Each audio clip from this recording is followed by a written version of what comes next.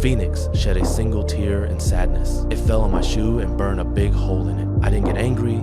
Instead, I felt this strange sense of joy because capturing a legendary creature would make the king proud. In that moment, the phoenix slowly started losing its glow. Its life seemed to be slipping away. I couldn't stand it, so I unlocked the chains. The phoenix looked at me gratefully, then lit up again and soared high into the sky, thanking me for my kindness. It left behind a fiery feather, one that would help me many times in the future. Later, I returned to the palace. Because I failed to bring the creature back, the king wanted to execute me. I took out the flame red feather to prove myself, but the feather had already lost its shine. Everyone mocked me like I was an idiot. The king thought I was making fun of him, so he ordered the guards to take me to be executed. Right at that desperate moment, the feather suddenly glowed gold. The sky lit up again. The fire phoenix had come to save me. In front of everyone's stunned eyes, it stood tall on the tower. Everyone believed I had tamed this sacred creature. They called me a hero. Even if the king didn't want to, he still had to dress me in royal robes. But deep down, he was filled with hatred. Soon after, the king gave me an impossible task. He ordered me to find the princess of the heavens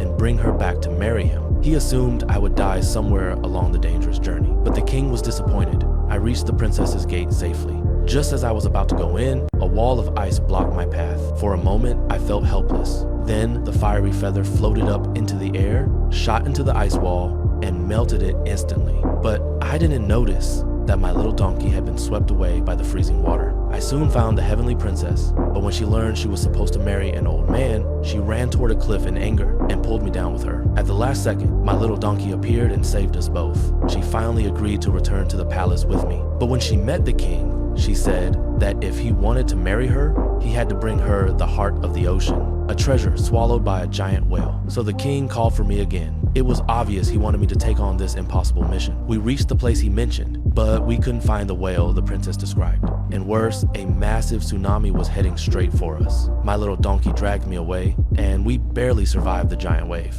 Then we realized the island in front of us was actually the whale we'd been searching for. It had been trapped there by humans. When it saw me, it shed tears of despair. I wanted to help, but the massive chains were too strong. Then suddenly, I sneezed and an idea hit me. I rode my little donkey straight into the whale's nostril. Inside was an unbelievable sight. I had the donkey touch the inside of the whale's nose. The whale felt ticklish and let out a huge sneeze, breaking free from the chains. Countless fishing boats it had swallowed came pouring out of its mouth. The reason it had been imprisoned there, but then I realized I had forgotten something important.